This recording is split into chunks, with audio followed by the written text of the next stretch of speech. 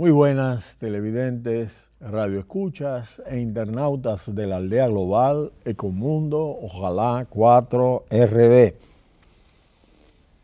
Uno de los aspectos que en Ecomundo pasamos revista cada cierto tiempo son las grandes tendencias demográficas.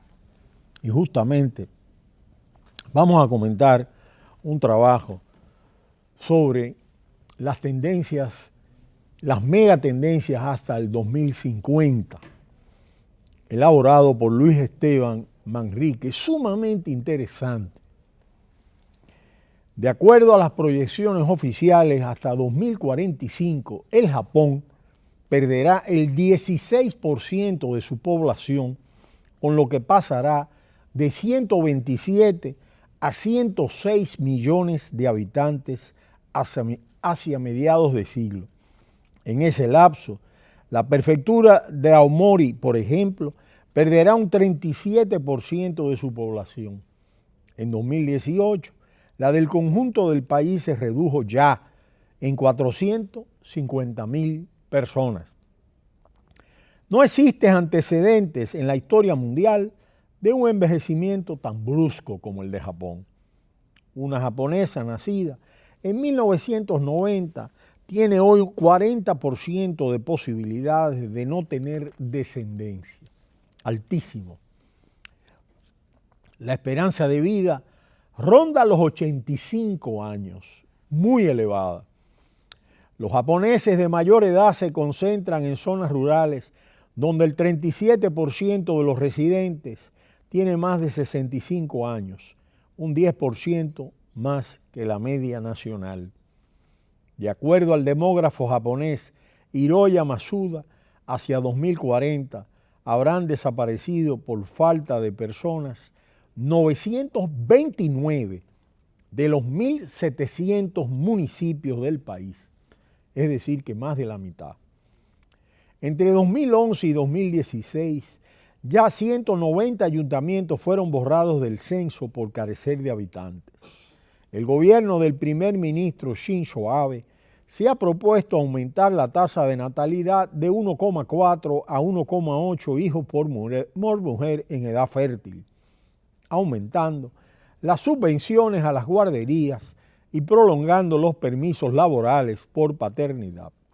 Sin embargo, nadie cree ya en los milagros reproductivos en un país que encabeza con Suiza y España la lista de los más longevos. Valores sociales más liberales, una alta renta per cápita, acceso universal a los sistemas sanitarios de calidad y altas tasas de urbanización han terminado desincentivando la natalidad. Las altas tasas de ahorro de los japoneses, la consiguiente caída del consumo y de la persistente tendencia deflacionista que las políticas monetarias expansivas del Banco de Japón no han podido vencer, tienen causas demográficas. Muchas localidades rurales japonesas intentan atraer a la población joven ofreciéndole, entre otras cosas, viviendas y conexiones a Internet baratas. Pero la batalla está perdida de antemano sin políticas de post-inmigración, algo que Japón, el país de mayor homogeneidad étnica de la OCDE, descarta de plano. En 2016, Tokio solo concedió asilo político a 28 refugiados. En el caso de Europa, es un continente en franco decrecimiento. Italia tiene la población más envejecida del mundo, después de la de Japón, con la que comparte una creciente reticencia a la inmigración, como demuestra la popularidad de la retórica xenófoba del líder de la Liga y exministro del Interior Matteo Salvini. Pero tampoco los políticos italianos ni la Iglesia Católica saben cómo hacer subir la tasa de natalidad.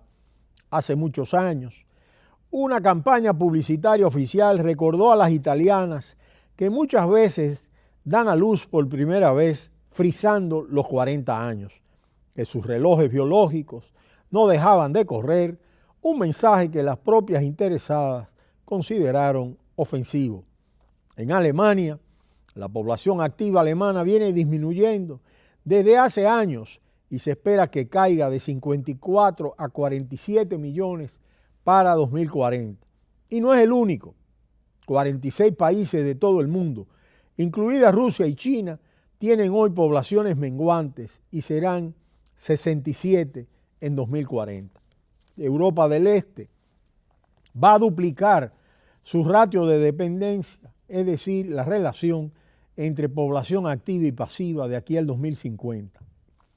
De acuerdo a las proyecciones del Fondo Monetario Internacional, los 20 países que se encuentran entre los mares Báltico y Negro perderán el 12% de su población hasta 2050, con lo que su fuerza laboral se reducirá un 25%.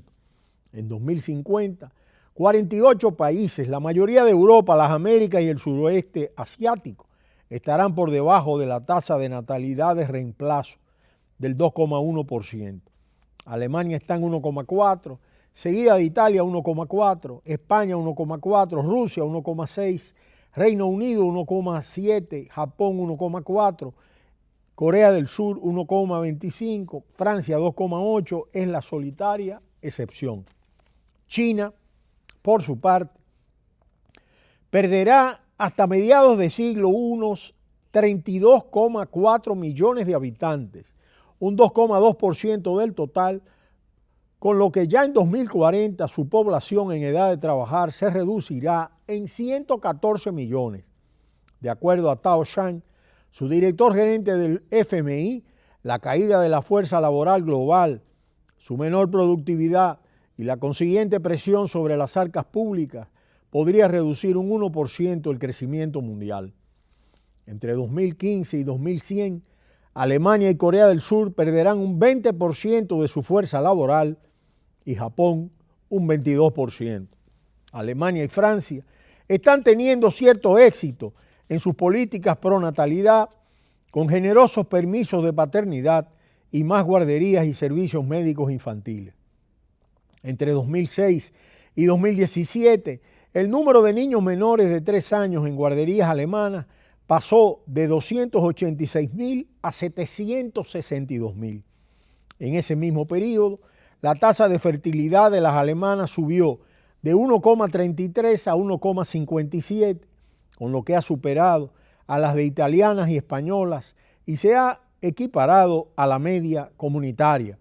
Y aún así, la ONU hacia 2050 estima que de cada 100 alemanas, 58 tendrán más de 65 años. La mejoría demográfica alemana se debe fundamentalmente a la inmigración exterior. En 2017, mujeres sirias dieron a luz 20.100 hijos en Alemania frente a los 2.300 en 2014. De acuerdo al Instituto de Demografía de Viena, a la inmigración se debe la mitad del aumento de la tasa de natalidad alemana. Desde 2010, 27 países han registrado caídas poblacionales del 1% más.